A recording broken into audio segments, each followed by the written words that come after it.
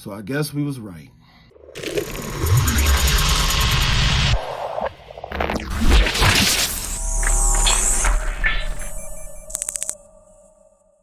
Hey, what's going on? It's Mac G back with another video, and this is an emergency video because I stayed up all night until 2-3 o'clock in the morning to make sure I recorded this.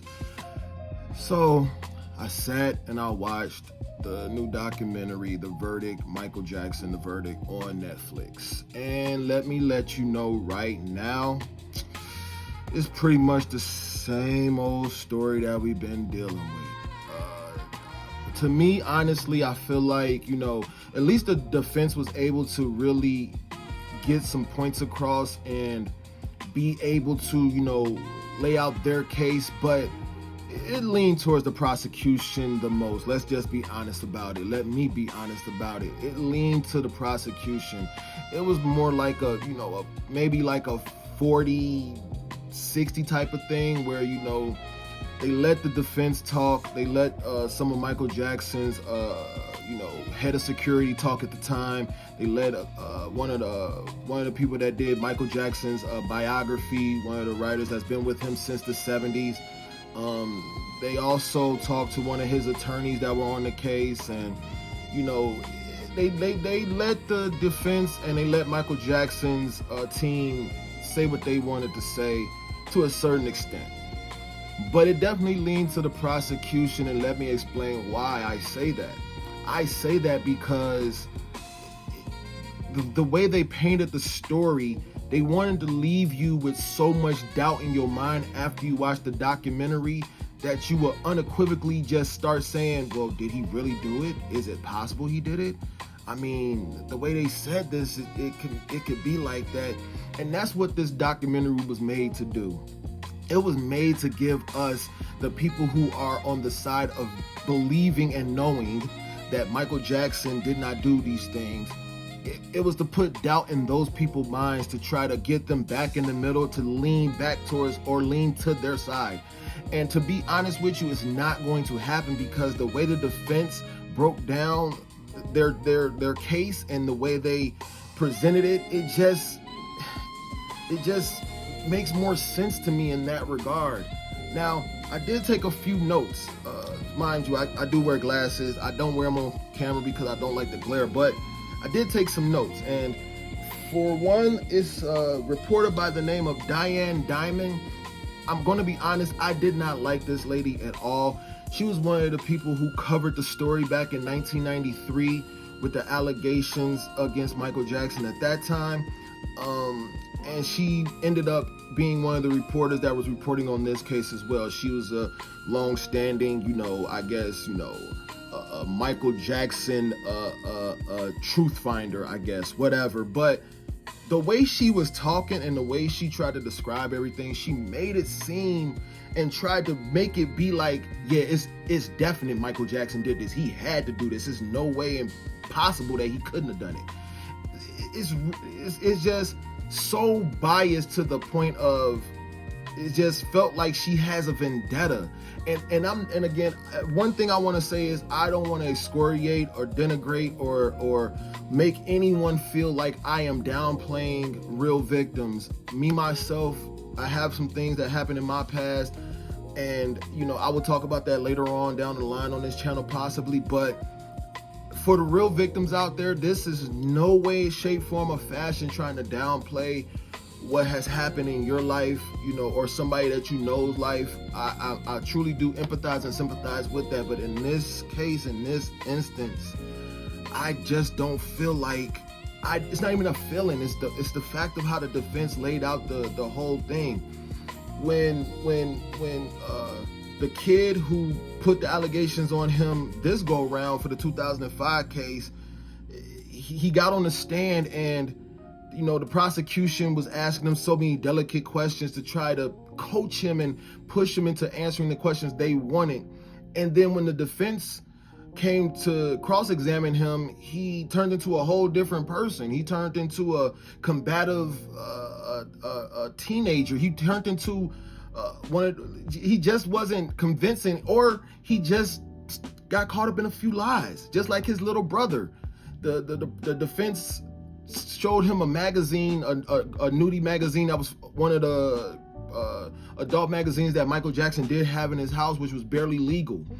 And, you know, he covered up the date on the magazine and put it in like, this the magazine that you said you saw? And the kid said yes. He unequivocally said yes with no doubt in his mind. And once he moved his thumb, it was August 2003. By that time, y'all already had left Neverland Ranch. It's no possible way y'all left way before then. There's no possible way that y'all saw this one. So it's just so many holes that was poked into those stories. And that's what, you know, but Diane Diamond, she was one of the ones who was just like, it had to be true. There's no possible way. So that was one person I wanted to, you know, I didn't want to point out her, but I did not like that lady at all. And then you have a bunch of his former workers, Michael Jackson's former workers, that came and testified on the behalf of the prosecution. But then the defense comes and says, well, look, you sold a story to this tabloid for $20,000, and you sold this tabloid your story for $15,000. And so, like, it was all a money play. It was all a money scheme. I'm not saying that, you know, everything Michael Jackson did, it seems normal. Of course, it's not. But in the same time, I don't believe Michael Jackson was doing any of these things that they were saying. It's not possible for me to believe it. I won't believe it ever, you know? And so then I want to talk about one of the jurors that they talked to. She was pretty much the only juror that they talked to. They did talk to another one, but she was barely on there. Her name was Melissa Herard. I hope I'm saying your name right. I'm sorry if I'm butchering it, but she was juror number 8, and she, you know, came into the trial knowing that she was going to be, you know, one of the juror members on the Michael Jackson case. And she at first was like, yeah, this is Michael Jackson. Wow, this is, you know, insane. But as the trial went on, which it went on for 3.5 months, she started to lean out of her starstruckness and started saying, you know, let's listen to the facts. And she stayed super unbiased as she possibly could.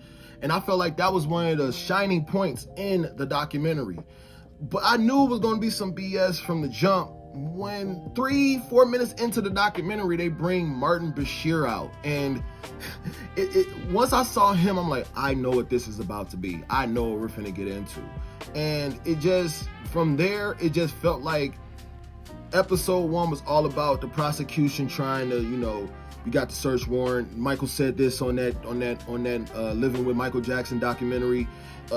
This, that, and the third. And see, Michael was so naive to who Martin Bashir was. He just wanted to do that because Princess Diana did it, but he did not do any research and really look into that. Martin Bashir, that interview with Princess Diana was a disaster, a public disaster, because that's when Princess Diana talked about it was 3 people in their marriage with her and Prince at the time, Prince Williams. And so like that was a public disaster. It was a debacle. But Michael never paid attention to that. He just was like, Princess Diana did the interview with Martin Bashir. Let me do the interview with Martin Bashir to help me, you know, clear my name and you know, let the people see who I really am. And that's what Martin Bashir was not trying to do. Martin Bashir was trying to get a moment. And when he was on the stand, which they did bring him on the stand, the prosecution asked him questions. But once the defense came up there, they said, like, you were trying to just get a got you moment. You were just trying to get a news headline. And Martin Bashir, out of his own mouth pleaded the 5th Amendment. What? So you don't want to speak on that? Okay. So he pleaded the 5th Amendment for every question that the defense had for him, which made him look like a bozo at the end of the day, which he is. And so, yeah, man. And then I took another note. June Chandler, the mother of the first kid that was allegedly a victim in '93, they put her on the stand. And personally, I feel that she was one of those women who loved Michael Jackson, wanted to be with Michael Jackson, wanted to be, you know, under Michael Jackson. And, you know, they probably did some things, maybe not. I don't know. I'm just making, it's my opinion, but maybe not. But I feel that they did some things, and, you know, Michael was like, all I don't want to do that. I don't want to do that. You want this, that, and the third. And she got mad about it and made her son make those allegations, because mind you, the father was not in the picture at all, but because they were going through a divorce. But I feel like that was probably what the play was, because she was, everything revolved around money. Everything revolved around money. Just like Janet, like I said, I took notes. Just like Janet Arva, the one from 2003 with her son.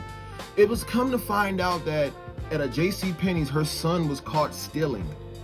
She ran into the store and caused a whole melee. It was pandemonium in the store. And then she came out and sued JCPenney's for $152,000. She was gonna sue them for $152,000. And saying that the security guard molested her in the parking lot. But JCPenney's ended up settling with her, because JCPenney's at the time was a multi-billion-dollar corporation. They don't want to have to deal with that going back and forth to court. So they paid her out $152,000 when they were never in the parking lot. So like, it doesn't make any sense. Plus they found out that she was still on welfare, which she was doing welfare scams. That came out in the case, which that on its own put her and her family in a bad situation. But I don't have nothing to say about people who do that kind of stuff. Get it how you get it. I pay my taxes, so it's whatever. But the prosecution called about 85 different witnesses, and the defense cut up and sliced every last one of them. And it just showed you that the prosecution's case was paper thin. They were going off of allegations, off of things that was hearsay, she say. And when they come to find evidence, again, we talked about it. For 10 years, the FBI had case files on Michael Jackson and never, ever found anything on Michael Jackson that could incriminate him. Nothing. He was a man. Yeah, he had adult magazines in his house. He had movies in his house. But they never found anything that had movies or magazines that had kids in it.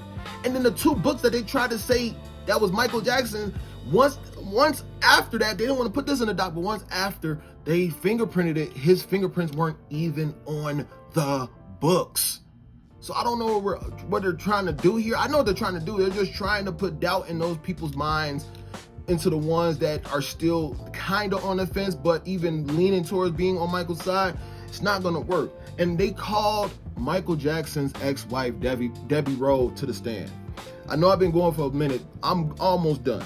They called Debbie Rowe to the stand, the prosecution did, thinking that she was going to give them some type of information that was going to be so scathing. But once she got up on that stand, she talked about how much she loved Michael Jackson, how much she loved Michael, how much, he was the light of her life, just paraphrasing. But that's what she did, and the prosecution's face dropped, egg on face, nothing else. Call it quits. Cancel it like Christmas in a Jehovah's Witness house. It's over. So yeah, that's pretty much all I wanted to say. I got anything? Oh, one thing that I did find out about in this documentary was they were giving raffle tickets out, like to people to win a chance to be inside the courtroom, to regular fans to be inside the courtroom. I found that very interesting. Cherie Wilkins was one of the people who actually got an opportunity to go inside the courtroom. I think she probably went in there multiple days. But yeah, they were giving out raffle tickets to people to win, to be able to go in there and sit during the court proceedings. So that was something that I learned in the documentary that I did not know. But yeah, that's pretty much all I wanted to say, man. I'm gonna say it like this: if you want to watch the documentary, watch the documentary. If you don't want to watch it, don't watch it. But just know you're going into it, it's leaning towards the prosecution. It's leaning towards trying to make you a believer of the allegations and make you have doubt in your mind about it. But at the end of the day, 13 times found not guilty, and FBI couldn't find nothing on them. And that's what it is. They just trying to capitalize and trying to make us have these doubts in our mind, but it's not going to work. As you can see, I'm rambling now at this point because I'm tired. It's 3:08 in the morning. I got to get to bed because I got to get up early, but I just wanted to get this video out to you guys. But I truly do appreciate y'all. Please like, comment, subscribe, /follow. Please share these videos. It truly helps out the channel, and I truly do appreciate it. Also, please go over to the community. I always put up different polls. I put up different questions. I ask an array of different things. Again, like I said, starting June, we're going to do things a little different. So I got a lot of different questions I'm going to be asking in the future as well. Also, let me know in the comments, will you be watching the documentary? Will you not be watching the documentary? Again, I watched it just so you don't have to watch it, just in case you don't want to watch it. So please let me know down in the comments. Also, June 19th, I have an album dropping. It's called The Soul of Me. I gave you a piece of my mind, body, and soul in this project, literally.